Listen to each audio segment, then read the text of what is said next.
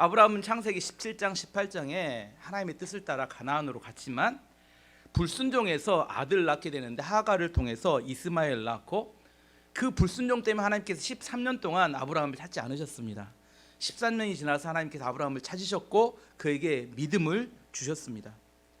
그 믿음을 가지고 아브라함이 롯이 소돔성에서 죽게 된 걸 알고 중보기도를 했습니다. 이 믿음의 성숙함을 보여주었습니다. 하지만 롯이 살고 있던 소돔성의 이야기는 너무 인간의 죄악과 욕망의 끝자락을 보여주는 아주 더럽고 지저분한 이야기입니다. 우리가 어느 지역을 선택하고 사느냐에 따라서 우리의 갈등의 내용이 결정이 됩니다. 상당히 많이 달라집니다. 한국에 살게 되면 한국에 살고 있는 이 시대의 갈등을 우리도 동일하게 겪고 거쳐가게 됩니다.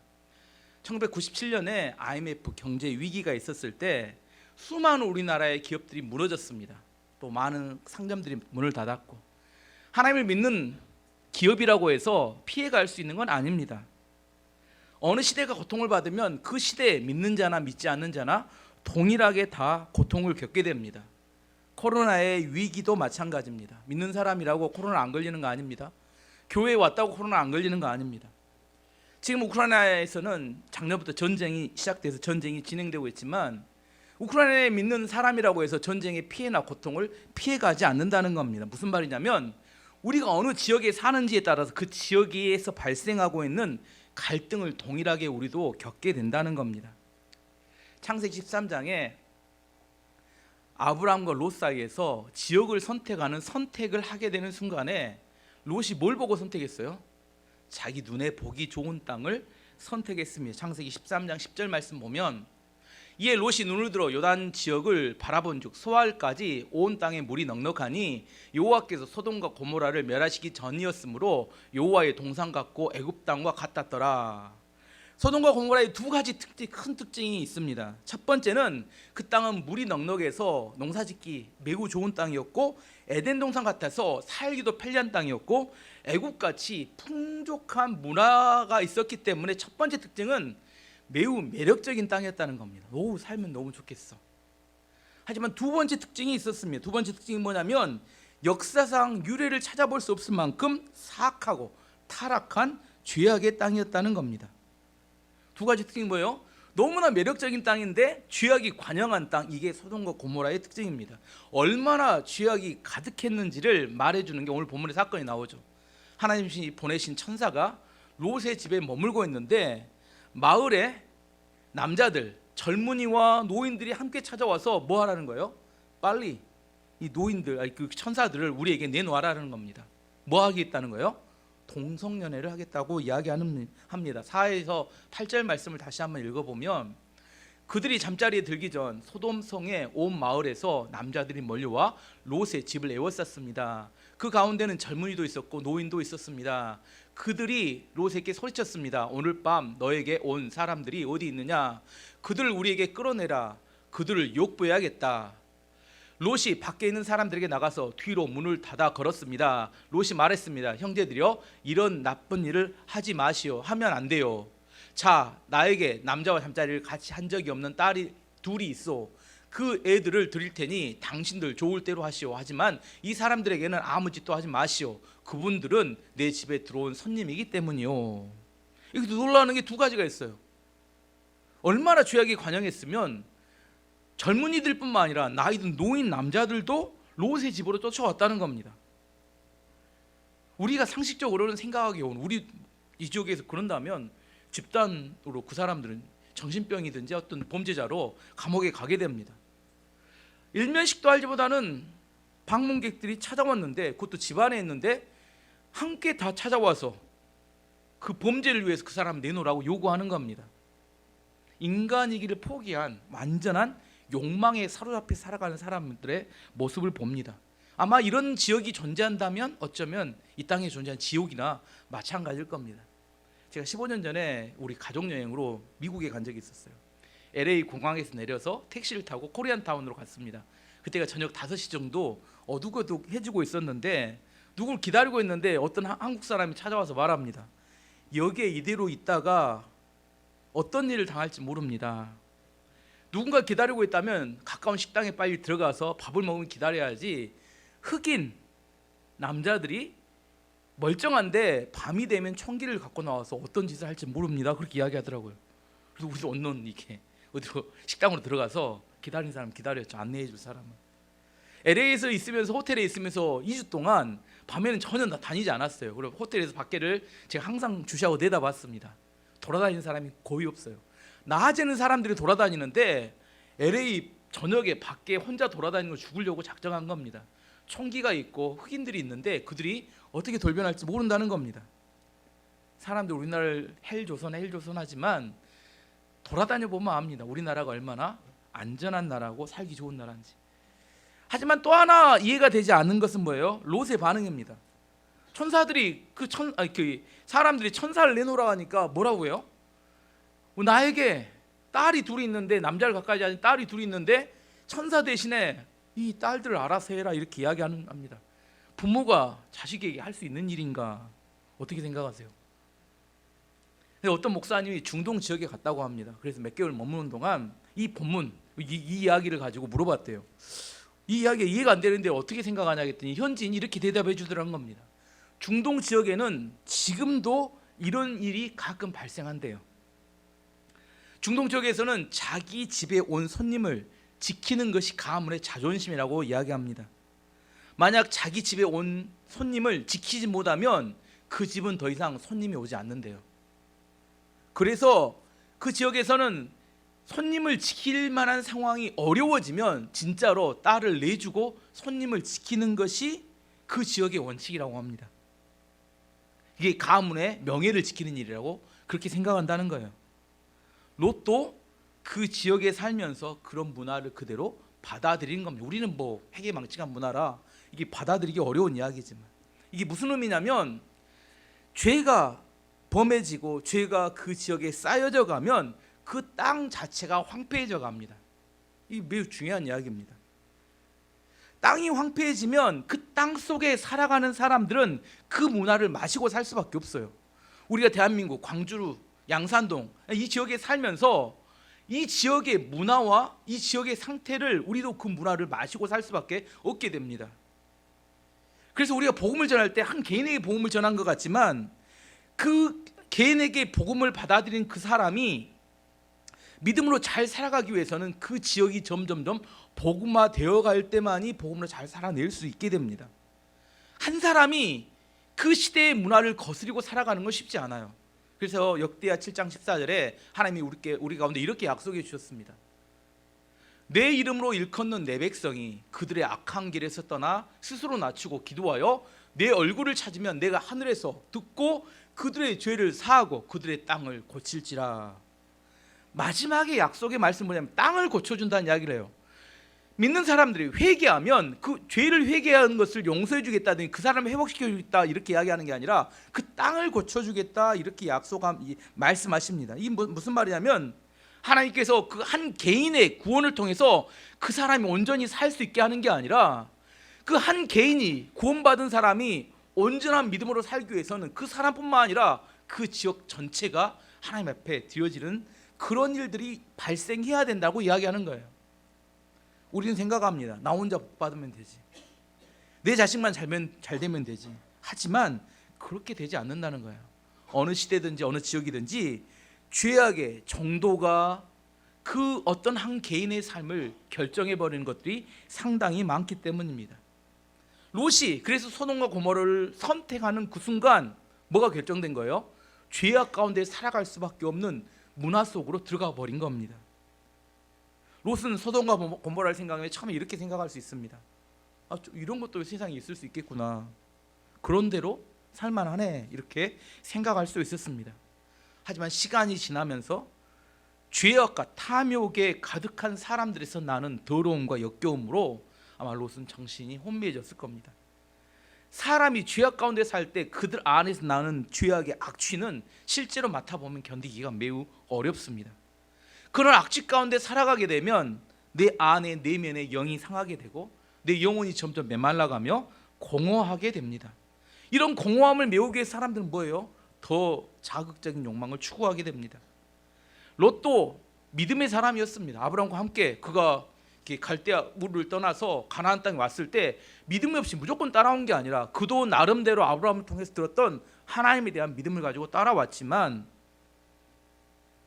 그런 짐승들 같은 사람들 사이에 살면서 그의 영혼은 공허하고 메말라져 갈 수밖에 없었습니다. 이런 상황이라면 어떻게 해야 될까요? 이런 롯의 상황에서 롯이 선택할 수 있는 가장 좋은 방법이 뭐예요? 그 지역을 떠나야 합니다. 자신의 잘못된 선택을 인정해야 합니다. 그런데 최소한 롯이 15년 이상을 그 소돔과 고모라에 살면서 뭐가 생겼어요? 그 지역에 자기의 사업 기반이 생기고 인간관계가 다 형성되면서 떠나는 것이 쉽지 않아져 버렸습니다. 믿음이 있어요. 분명히 믿음이 있습니다. 그 믿음을 가지고 그 지역을 떠날 정도의 믿음까지는 되지 못한 겁니다. 롯이 알았어요. 소돔과 고모라에 계속 살면 안 된다는 사실을 알았지만 확실한 믿음, 하나님을 확실한 믿음이 생기지 않은 겁니다. 왜냐하면 아브라함은 가나안을 선택할 수 있었던 이유는 뭐냐면 아브라함은 하나님께 직접 약속을 들었기 때문입니다. 근데 롯은 누구에게 약속을 들었어요? 아브라함을 통해서 약속을 듣다 보니 한 달이 걸치면서 믿음이 약해진 겁니다. 아담과 하와가 있을 때 아담은 하나님께 직접 약속을 들었습니다. 근데 하와는 누굴 통해 들었어요? 아담을 통해 들었기 때문에 악한 마귀가 누구를 공격하기로 선택했어요? 하와를 공격하는 게 쉽겠다고 생각한 겁니다. 믿음이 있지만 믿음이 다 같은 게 아니라는 거예요. 하나님께 직접 들으면 확실하지만 한 단계 거칠 때 그 믿음이 연약해집니다. 머리로는 이해가 돼요. 하지만 뭐는 안 돼요? 내 삶으로 결단하기는 어렵게 됩니다. 제가 종교가 추구하는 건 두 가지라고 하겠습니다. 우리가 종교를 가질 때 종교가 추구하는 건 두 가지인데 첫 번째는 두려움을 피하는 것, 두 번째는 자기 욕망을 채우는 것. 이게 종교가 신앙이 아니라 종교가 추구하는 겁니다. 롯은 하나님의 약속을 붙들고 약속을 따라가는 신앙생활을 한 게 아니라 뭐 한 거예요? 두려움을 피하거나 자기 욕망을 채우는 종교 생활을 하며 살았다는 겁니다.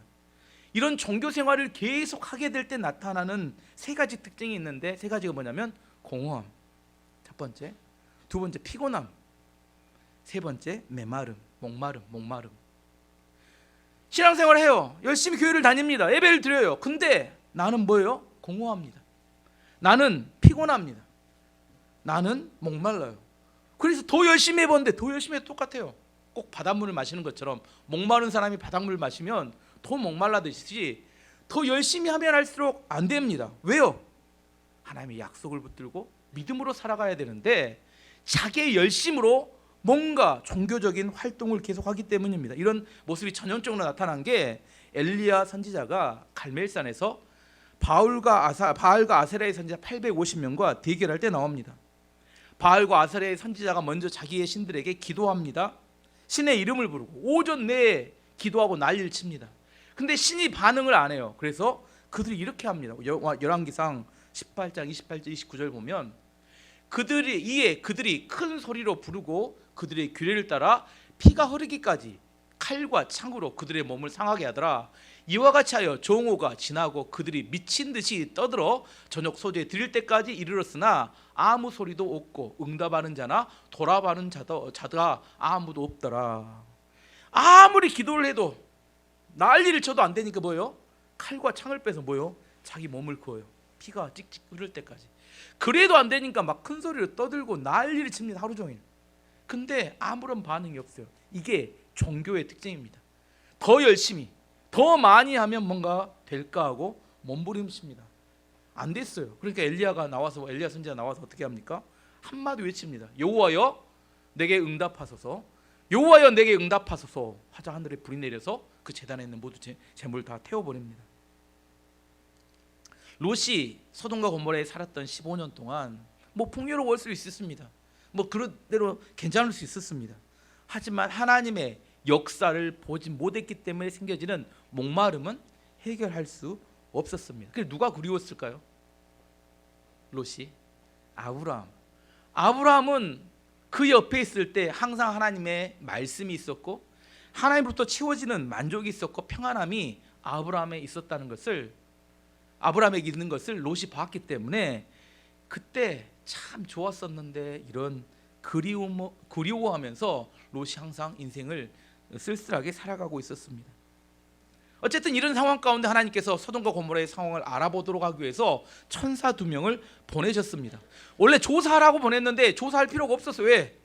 그 집에 쳐들어와서 막 정욕에 불타는 남자, 그리고 폭력적으로 문을 때려 부수려고 하는 사람들 보면서 아, 이제 끝났구나. 이 성이 어떻다고요? 더 이상 조사할 필요가 없이 하나님의 심판이 내려져야 되는 것이라를 판단했던 것 같습니다. 11절에 이렇게 이야기합니다.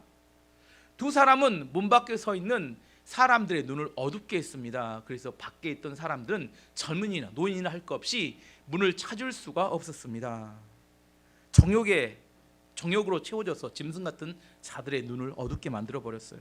그래서 흩어지고 맙니다. 로마서 1장에 보면 하나님의 진노가 쏟아 부어지는 시대의 특징을 보여줍니다. 로마서 1장 18절 말씀 보면 하나님의 진노가 불의로 진리를 막는 사람들의 모든 경건하지 않음과 불에 대하여 하늘로부터 나타나나니, 하나님의 진노는 항상 나타나지 않습니다. 세상은 항상 죄가 많아요. 어느 시대든지 항상 하는 말이 그렇습니다. 예전에는 안 그랬는데, 근데 나중에 나이 들면 또 다 예전에는 안 그랬대요. 점점 시대가 악화해요. 예전 사람도 똑같이 이야기했습니다. 예전에는 다 안 그랬다고 이야기합니다. 근데 결론은 뭐냐면 항상 죄는 세상에 많습니다. 죄인도 많아요. 근데 어느 시대는 하나님의 진노가 쏟아지고 어느 시대는 하나님의 진노가 피해져갑니다. 뭔 차이일까요? 죄가 많은 건 똑같다니까요. 죄가 없는 게 아니에요. 죄는 많은 건 똑같은데 그 시대에 하나님의 마음을 품고 중보기도를 하는 사람이 있을 때는 그 시대는 하나님의 심판이 연기됩니다. 하지만 그 중보기도자조차 사라지면 그때는 하나님의 진노가 부어지는 때입니다. 하나님의 진노가 부어지는 시대에 6가지 특징에 대해서 로마서 1장 21절 23절이 이렇게 말합니다. 하나님을 알되 하나님을 영화롭게도 아니하며 감사하지도 아니하고 오히려 그 생각이 허망하여지며 미련한 마음이 어두워졌나니 스스로 지혜 있다 하나 어리석게 되어 썩어지지 아니하는 하나님의 영광을 썩어질 사람과 새와 짐승과 기어다니는 동물의 모양의 우상으로 바꾸었느니라. 6가지 이런 겁니다. 첫 번째는 하나님께 영광을 돌리는 것이 사라지고, 첫 번째 마지막 하나님 진노의 시대가 되면 예배에 대한 열기가 식어져 갑니다. 예배에 대한 열정이 식어져 가요. 두 번째는 감사하는 마음이 사라져 갑니다. 원망과 불평의 시대가 됩니다.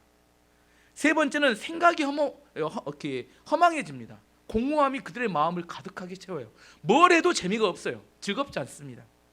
네 번째는 마음이 어두워져서 상황 판단을 제대로 하지 못하게 됩니다.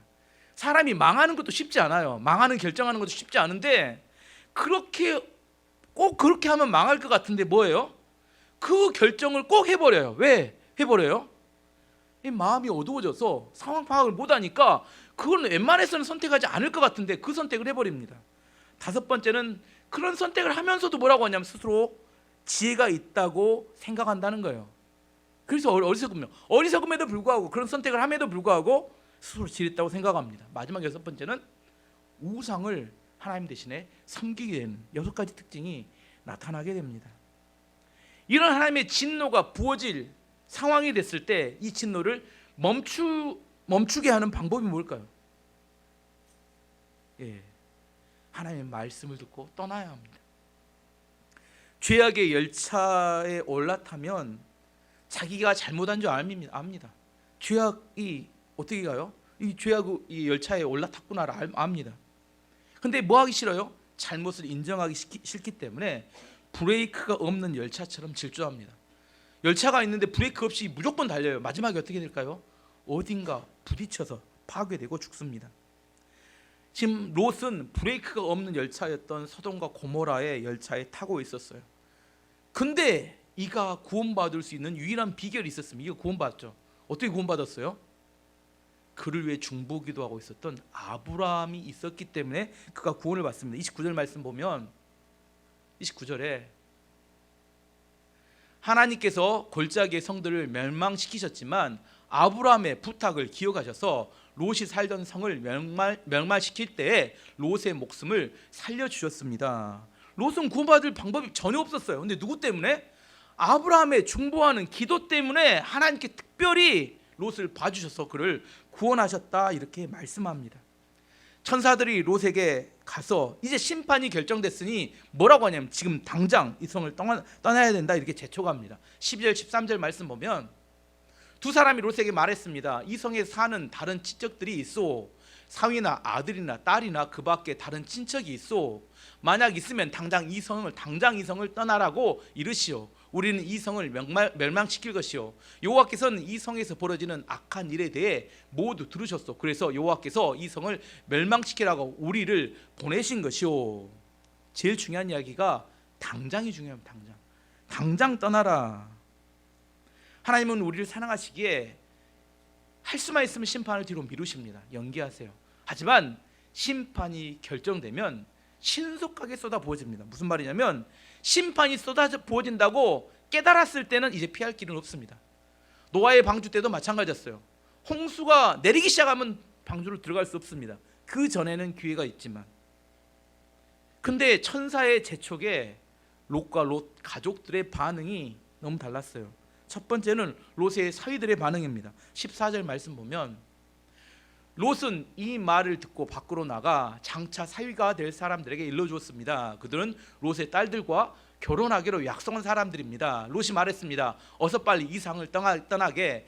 여호와께서 이 성을 멸망시키실 것이네. 그러나 그들은 롯의 말을 장난으로 여겼습니다. 개역개정판에는 농담처럼 여겼습니다. 하나님 말씀을 농담처럼 여기는 사람들이 있습니다. 왜냐하면 교만하기 때문입니다. 그 결과는 죽음이었습니다. 두 번째, 롯은 어떤 반응을 보였냐면 16절에 나옵니다. 그래도 롯이 머뭇거리자. 이게 문제예요. 머뭇거리자. 지체하자. 그 사람들은 천사들은 롯과 그의 아내와 두 딸의 손을 잡아 끌고 성밖 안전한 곳으로 데리고 나갔습니다. 이처럼 여호와께서는 롯과 그의 가족들에게 자비를 베푸셨습니다. 계속 지체하고 안 나가요. 그러니까 천사들이 가족들의 손을 딱 끌고 성 밖으로 데리고 나갔습니다.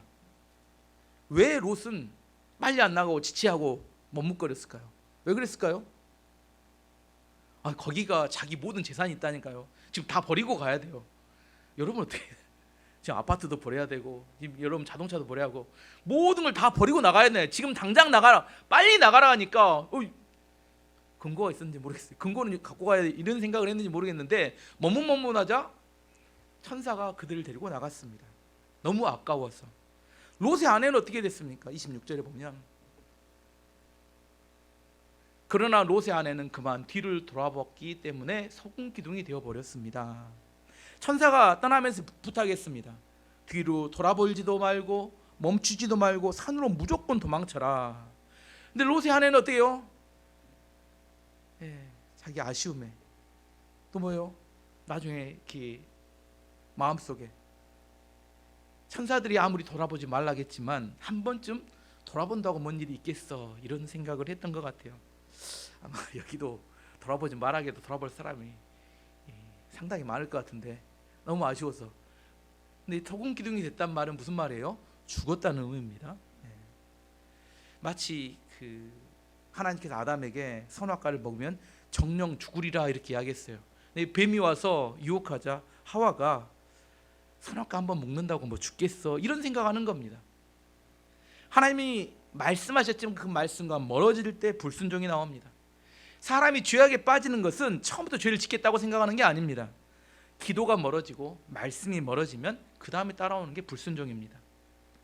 하여튼 롯은 잘한 게 아무것도 없어요.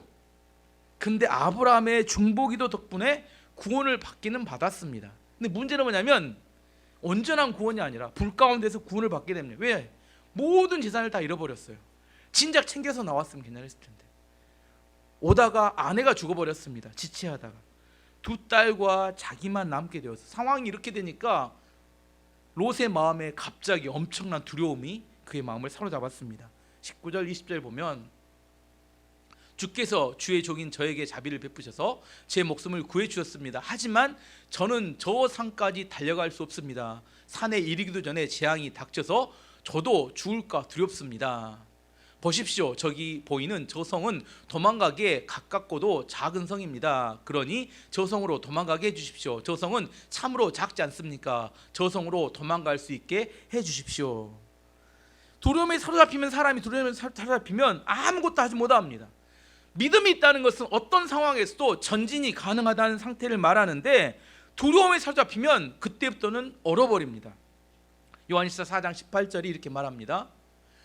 사랑 안에는 두려움이 없고 온전한 사랑이 두려움을 내쫓나니 두려움에는 형벌이 있음이라. 두려워하는 자는 사랑 안에서 온전히 이루지 못하였느니라. 두려움에 사로잡히면 아무것도 못합니다. 근데 롯은 도망치다가 두려움이 딱 사로잡힌가 어떻게 생각하냐면, 하나님의 말씀하신 저 산까지는 도저히 못 갈 것 같습니다. 차라리 가까이에 있는 소활성으로 보내주십시오, 이렇게 부탁을 합니다. 천사가 그 요청을 들어줍니다. 원래 소활성은 소돔과 고모라와 함께 심판을 받기로 되어 있던 성이었는데, 롯의 요청 때문에 소활성은 심판의 제외가 됩니다. 21절 22절 말씀 보면 천사가 롯에게 말했습니다. 보십시오, 이 일에도 내가 당신의 부탁을 들어주겠소. 당신이 말한 저 성은 멸망시키지 않겠소. 하지만 빨리 도망가시오. 당신이 저 성에 도착할 때까지 나는 소돔을 멸망시킬 수 없어. 그러므로 그때부터 그 성은 작다는 뜻으로 소알이라고 불렀습니다. 롯이 두려움에 사로잡히게 되었던 근본적인 이유가 뭘까요? 이게 왜 두려움에 사로잡혔을까? 지체했기 때문입니다. 중요한 이야기는. 천사들이 당장 나가라고 했을 때 당장 나갔으면 산까지 도착하는데 충분했을 겁니다, 시간이. 근데 뭐뭐 하다 보니까 이게 시간이 늦게 되니까 도망치다 보니까 산이 너무 멀어 보이는 겁니다. 그래서 차라리 저 산보다는 어디 가면 좋겠다? 소알로 가면 좋겠다. 근데 이게 결정적인 실수가 됩니다.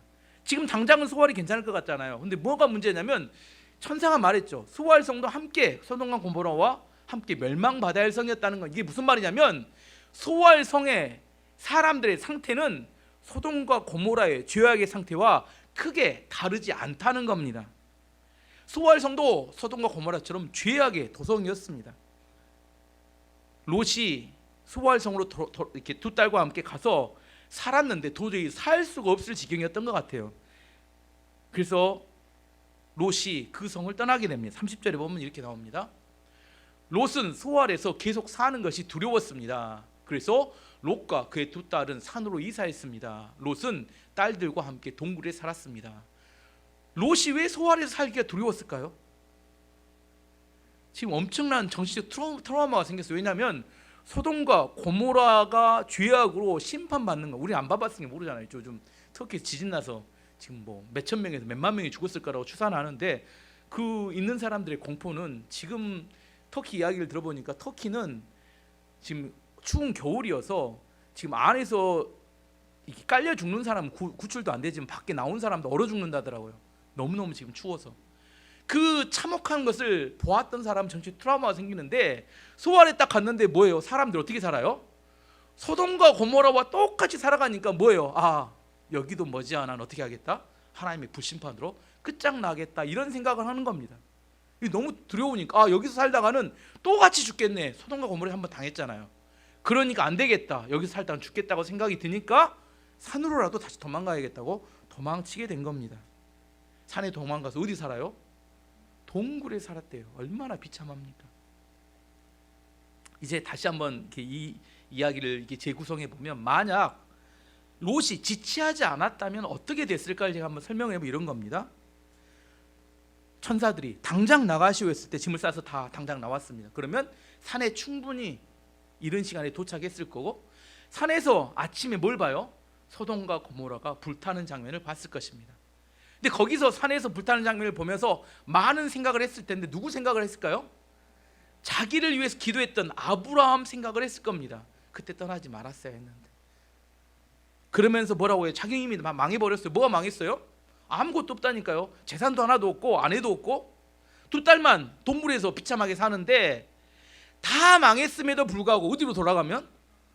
아브라함께 돌아가면, 아브라함을 따라서 가나안에 찾아가면 다시 모든 것이 새롭게 시작할 수 있지 않을까, 이런 생각을 할 수 있지 않았을까 생각을 해본다는 거예요.